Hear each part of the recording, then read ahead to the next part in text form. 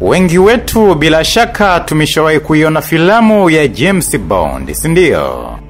Lakini leo nakusimulia kuhusu mtu ambaye James Bond alitungwa kwa kumchora au kumwigizia yeye.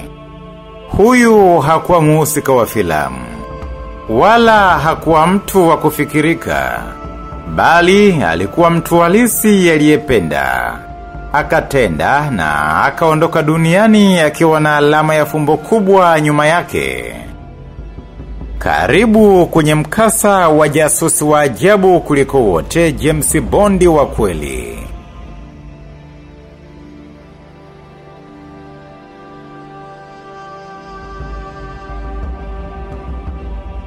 Watu wengi hawajui alikozaliwa. Wengine wanasema alizaliwa huko Ukraine mnamo mwaka 1873 kwa jina la George Rosenbaum. Wengine wanasema alizaliwa huko Poland. Lakini ukweli moja ambao haupingwi mpaka leo ni kwamba Sidney Real alijenga maisha yake kana kwamba picha la kutisha. Kwa kila anayetazama huona sura tofauti. Kwa sababu mshua alibadilisha jina, uraia, dini hauwatalafudhi pia akiwa kazini. Na alipojiunga na Secret Intelligence Service, shirika la kijasusi la Uingereza, kabla ya kubadilishwa jina na kuitwa MI6, alijulikana tu kwa jina la siri la Agent ST1. Yeye ndiye alikuwa jasusi nambari 1 kabla ya hata majina haya maarufu ya 007 kupatikana. Katika miaka ya mwanzoni ya 1900, Sidney alitumwa huko Ujerumani. Kazi yake ilikuwa moja tu, kuiba taarifa za kijeshi za Ujerumani, hususani za jinsi silaha zao zinavyotengenezwa.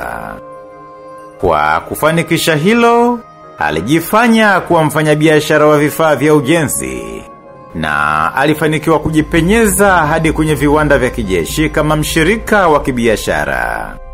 Aliweza kupata ramani za manowari za kivita. Aliingia hadi kwenye mikutano ya siri pia. Wengine wanasema hata alitembea na wake wa maafisa wa juu wa Ujerumani ili kupata taarifa nyeti za kijeshi. Kazi yake ilikuwa ni ya hatari, lakini akili yake ilikuwa si ya kawaida.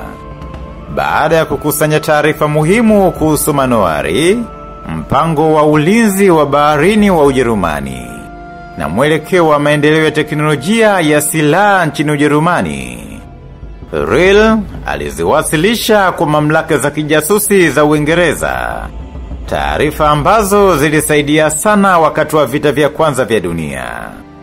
Taarifa hizo ziliwasaidia Waingereza, kwa mfano, kuelewa kiwango cha tishio kutoka Ujerumani kabla vita hazijaanza kabisa. Lakini pamoja na ustadi wake, Real alihisi kuwa upepo unabadilika. Alianza kugundua kuwa baadhi ya watu walikuwa wanamtilia mashaka. Hivyo aliamua kusepa kabla ya kushtukiwa na kunaswa. Lakini hadithi kubwa zaidi ya Real iko Russia. Mnamo mwaka 1918, baada ya mapinduzi ya Bolshevik, Sidney alitumwa kuingia Russia kwa siri kubwa.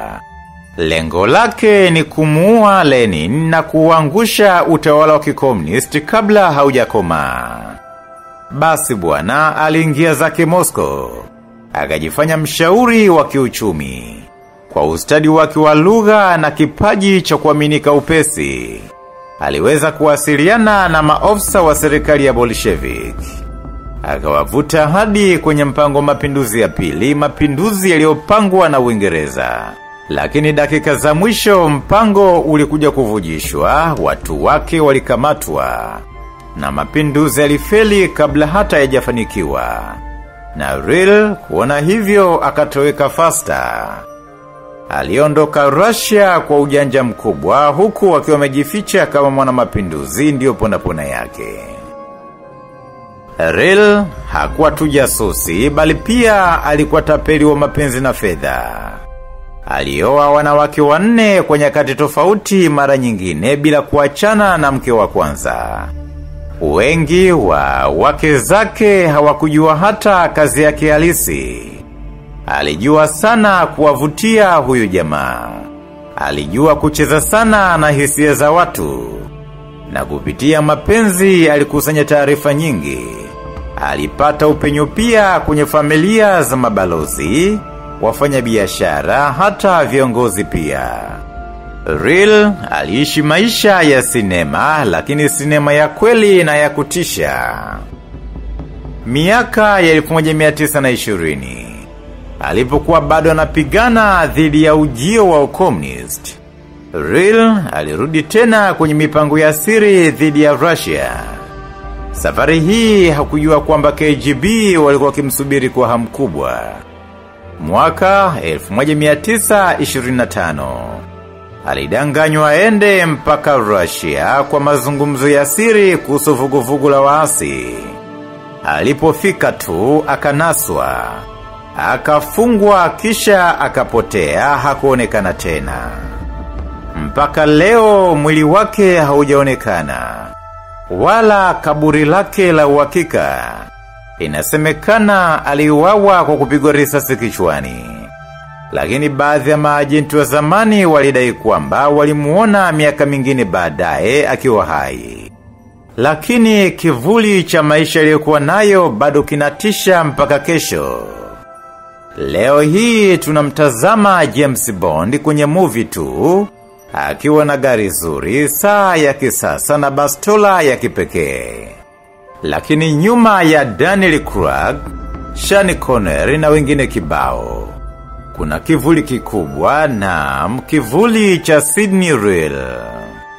Aliyeishi maisha ya hatari, aliyepishana na kifo kila hatua, aliyependa pia, akasaliti, akajificha, akaunda sura mpya kila alikokwenda. Uhusika wa James Bond ulitungwa na Ian Fleming, mwanajeshi wa zamani wa Uingereza ambaye aliwahi kuzisikia habari za Real.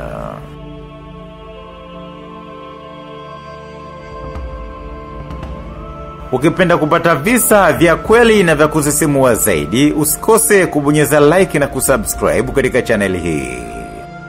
Mimi naitwa Ananias Edgar, unaweza kuniita James Bond wa kutungwa.